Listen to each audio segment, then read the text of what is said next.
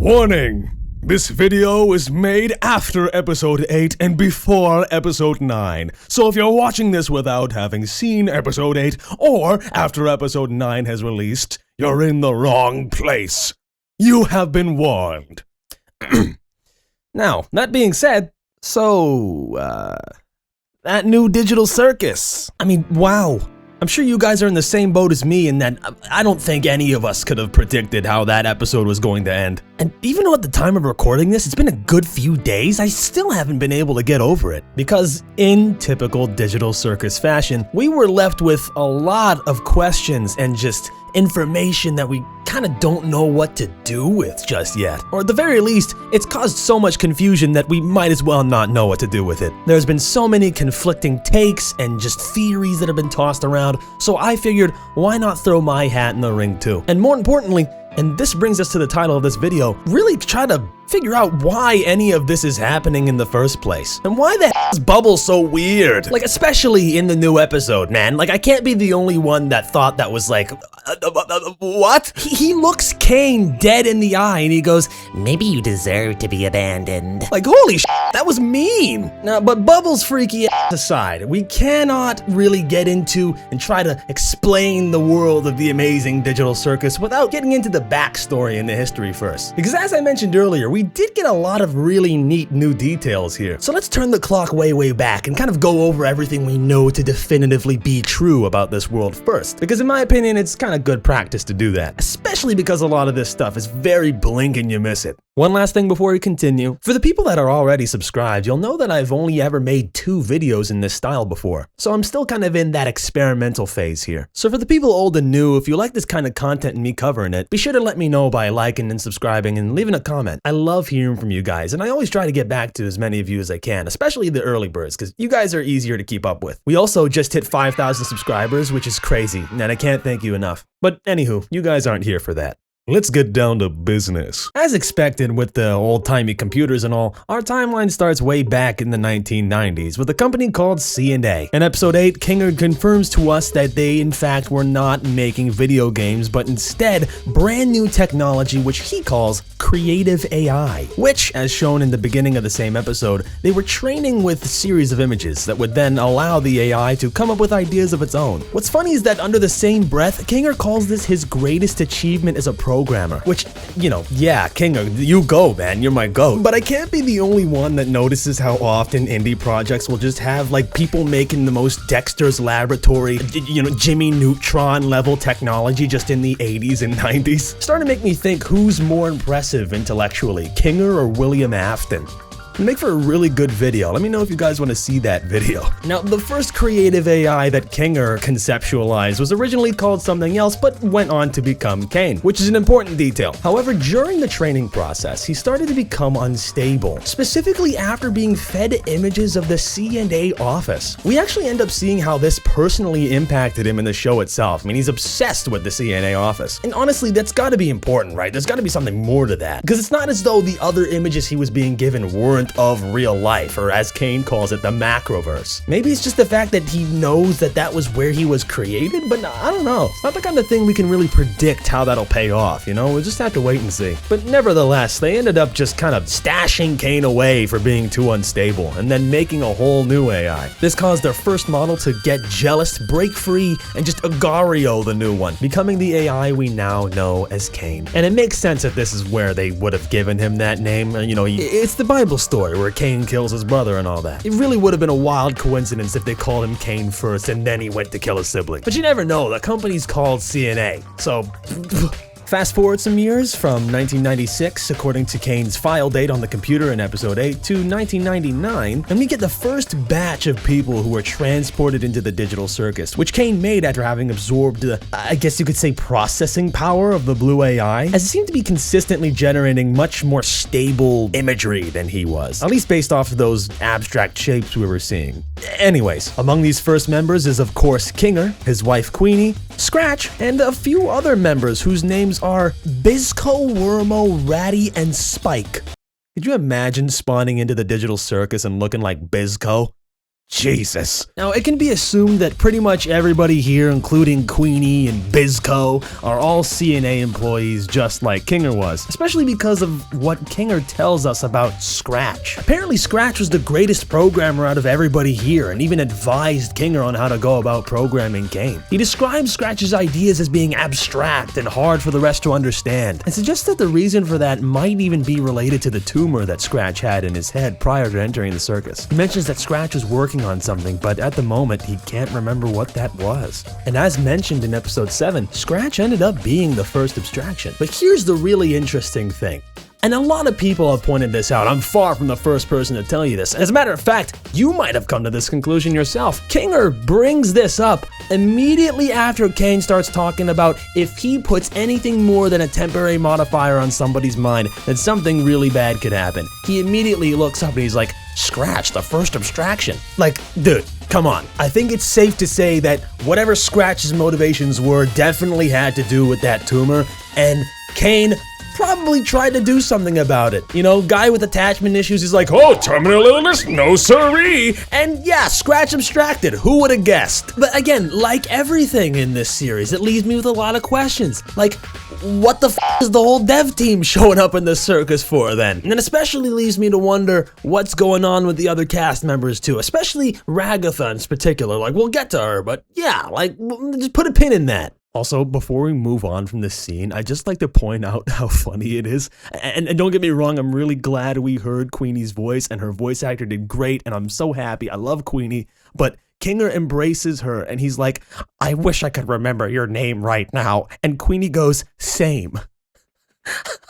Just riveting. Moving on to 2008, this is when Ragatha finally spawns in after years of poor Kinger, just being by himself. But here's the really weird thing about Ragatha showing up in the digital circus, right? She shows up on October 15th, 2008. As a matter of fact, Scratch shows up on October 15th of 1999, and Caine and Bubble were created on October 15th of 1996. So what's going on with October 15th? Is this just a cursed day, or is that just some sort of, I don't know. I don't have the faintest clue. And I've gone down every avenue, every rabbit hole. I can't find anything, and I'm challenging you, I'm actually begging you to find something related to this date, because it's bugging me so badly. The closest thing I found is the date of the Digital Circus pilot being uploaded to YouTube on October the 13th. Is that relevant at all? Probably not, right?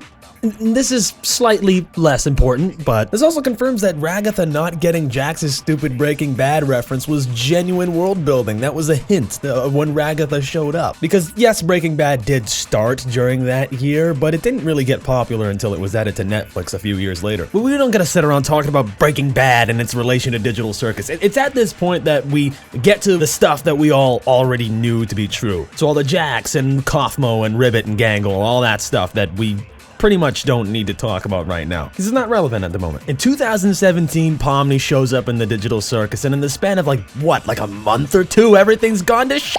Caine is dead, and the cast has got nowhere to go, and they don't really have anything left to do. What can they do? The circus is just completely falling apart now. With Caine gone, there's nobody left to run it, right?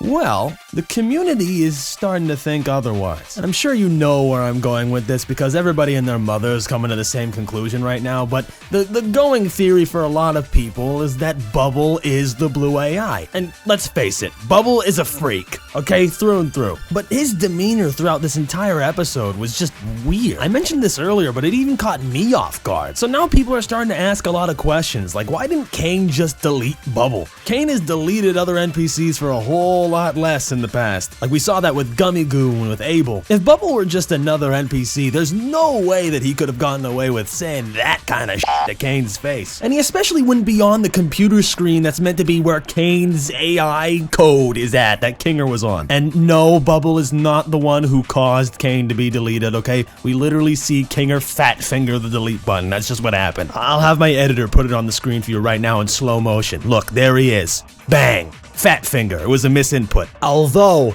Bubble was most certainly in there in that little bio screen being like, delete this motherfucker. now. And it really is not out of character for Bubble either, like we've literally seen him prey on Caine's downfall before. That in conjunction with what we saw in intermission time where Caine just comes and eats Bubble, I don't know. There's just one problem. Bubble just completely shuts this entire idea down in like the very beginning of episode 8. When he's sitting there like goading Caine into losing his marbles, he says you always were the lesser of the two. As in, he himself is not one of them. So that's really kind of weird, right?